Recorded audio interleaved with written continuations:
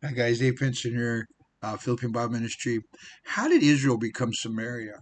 What the heck are you talking about?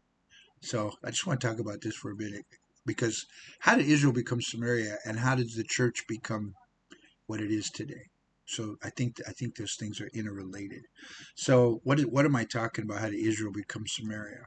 Well, we need to go back to the Old Testament. We need to go back to the book of First Kings, First and Second Kings, First and Second Chronicles, starting in Second Samuel, and really how because of Solomon's sin, God destroyed. He ripped the empire in two, and he created the kingdom of Israel and the kingdom of Judah, and that's you're going to see that throughout all First and Second Kings, First and Second Chronicles, and also the prophets to those kings and to those people, all the way through the captivity, right? And what happened after the captivity, and that's where Samaria comes in. So Israel, so there was one kingdom under David and under Solomon, but then because of Solomon's horrible sin, which I'm not going to get into that right now, we could talk about that some other day. But because of that, then God took the kingdom away, and it was basically essentially the tribe of Judah and Benjamin, most of Benjamin. So it was like two tribes, and also there was Levites there, and then all the other tribes. So it's like 10 tribes over here, two tribes over here, right? 12 tribes of Israel. So the other tribes were called the kingdom of Israel, and the other one was called the kingdom of Judah.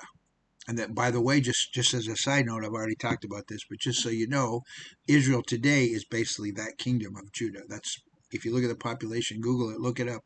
However you look, you might not Google things. My iPhone friend says, "Well, I don't use Google." Well, Siri it then.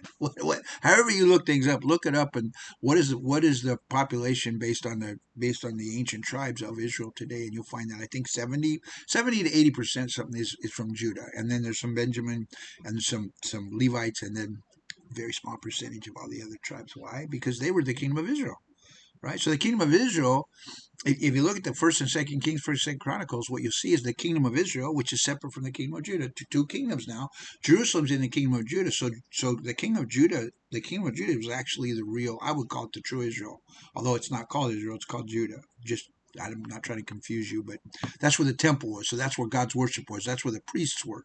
So that's where the religion was. So that's where God was in the temple, right? So that's why I say that. But the kingdom of Israel, the kings, if you look at the kings of Judah through the Kings and Chronicles, you'll find that there was a good king, there was a bad king, there was a good king, there was a bad king, there was a bad king, there was a good, it vacillates back and forth between the good and bad kings. Ultimately, bad king, and they were taken into captivity. But the kingdom of Israel, they were all bad. Every single one was evil, because it'll say, and that king was evil, and he didn't do what was right, and that king was good, and he did what was right, right? So every single king, but God put up with it for hundreds of years. He put up with the evil empire of Israel. They were an evil empire, guys. Let's get real. Israel was an evil empire. The kingdom of Israel was basically evil. They weren't following God. Or you might say they would pretend to follow God. So they had their own like place. Instead of going to Jerusalem, they set up these other places where they would worship God, but they weren't really right. And then they would also worship false idols, and they would have the Baals, and they would have all the terrible stuff they were doing, and they were doing all kind of perverted stuff and bad stuff, right? So they were so bad that they were taken away before the kingdom of Judah. The Assyrians came and destroyed them and took them out. They didn't leave a bunch of people behind like the Babylonians did. They left a few. So there's a little remnant of people left, and this became known as Samaria, right? This became known as Samaria, and those people that were left at the time of Christ. So let's fast forward now. All right. So Judah comes back, and they they try to build a temple, and then King Herod makes it a big temple, and at the time of Christ. So at the time of Christ, this place is called Samaria, which used to be the kingdom of Israel, and that was called Samaria. And the Samaritans were hated. Why? The Samaritans were hated because the Samaritans were what they call half breeds, or partially Jews, but they also were Syrians and any other people. But the Assyrians just stayed there, and so the Assyrians sort of assimilated it. And then, if you look it up in the history, the Assyrians went through some bad stuff, so they tried to bring the worship back. Say, God is obviously mad at us, whoever this God of Israel is, and we're in Israel, so maybe we should follow him. So they did a pretend follow him, and then some people were trying to follow him. And all this comes out in the story of the woman at the well in Samaria, the Samaritan woman, right? Where she says, "Well, we worship God in this mountain, and you guys worship God in the temple, which is right, right?" So they became a different empire, and they were only, I think they only followed the first part, like the Torah. They didn't follow the prophets and all that.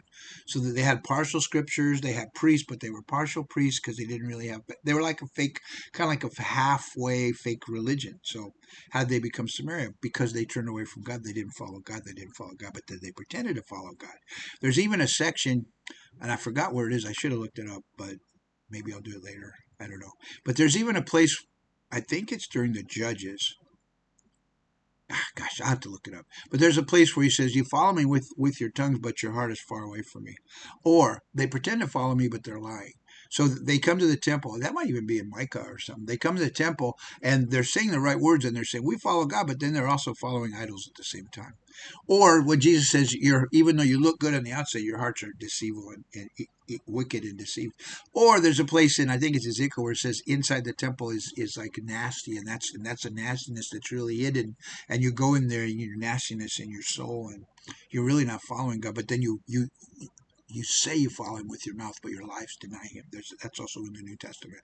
You say you follow him, but your lives deny him, right? So that's how Israel became Samaria. And Samaria, I mean, are there followers there? Probably. Are there fake followers? Definitely. Is there evil going on? Yeah. So what does this have to do with anything? Yeah. Here comes the part you're not gonna like. Click. I'm not watching this guy anymore. The church has become that in some ways. Not your church. When I say the church, I'm talking about the Western church, what my wife and I call the sleeping church. Why? Well, the Tozer talked about it long ago. Some of the Tozer books, if you read any Tozer, I suggest you do. He's a good guy to read. What you'll see is that the church adopted what they call the program or the show. In other words, they started bringing in more popular music. They started becoming more user friendly. They started bringing in a light show. They lights and fog. 27 guys up there doing worship, and it's so amazing. And it's like a rock concert. It's like a show. And the pastor starts talking about prosperity or talking about emotional things, or what it really reminds me of is another thing that one of my favorite things is what's his name, William Booth had a dream. I forgot what it's called. Maybe I'll share the video down here. But it was a dream about these people were drowning in the ocean. In other words, they're going to hell. These people in the world, all the people in the world, and it's like some people were trying to help them, right? But they would help them, and then they built this platform, like a pier or something, like a platform in the ocean, right? And the platform was right next to the rock of God, right? And the people on the platform, once they got up on the platform, they turned their back on the people in the ocean that were dry, and they just turned to the platform, and they said, and they became more concerned about and they built up a really nice platform like a church. It's really nice and pretty, and this is all about we can have a regular life, and I got my RV, and I got my life, and I got my retirement. I'm going to Israel, and I'm doing all these cool things, but I'm basically just looking out for myself. And please don't let me fall back.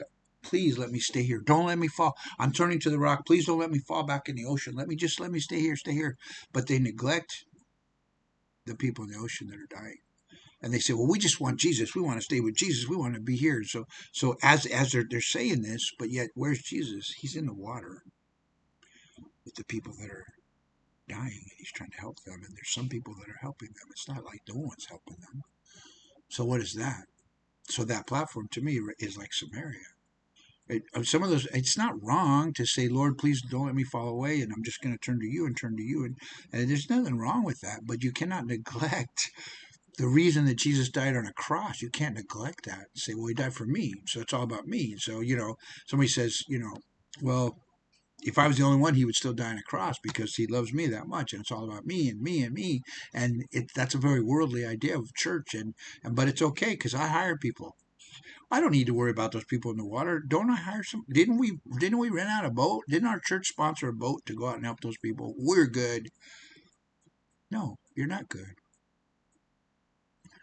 Are you awake? I don't know. A million people going to hell. Does that mean anything to you? And it probably more. This was something that I sort of guesstimated years ago, and it's probably more now. Millions of people, more than a million people, are going to hell each week. Does that not mean anything to you? Like my friend Ravenhill, was it Ravenhill that I read this morning, said, do you not feel obligated to those people that are dying and going to hell? Are you more obligated to building up that platform of church and that thing and turning and saying, well, please don't let me fall off. Please keep us here and hold us. And there's all these songs that are sort of wimpy little songs about, don't let me fall away. God is good all the time, you know. And, yeah, God is good all the time, but he's good over there. Now, is God not there with them? Yes, of course he is. God is everywhere. And will God not minister to them? He will. He'll minister to them. But what will he minister? He'll minister to wake them up and put them back, take them out of Samaria and put them in the temple. And what is the temple? Ah, here it is. The temple is us.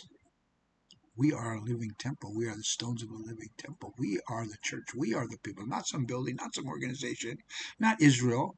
None of that stuff is the temple. We are the temple of God. And where should we be? We should be about his business.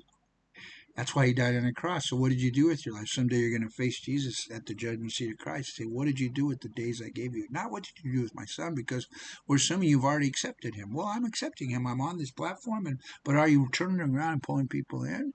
Or are you just focused on the platform? So don't focus on your Samaria. Don't focus on your platform. Jesus said it won't matter what someday if they're in the temple or if they're in the mountain, because they can worship God in spirit everywhere. Why? Because we are a living temple. So I hope that makes sense, guys. God bless you guys. Ta-ta for now.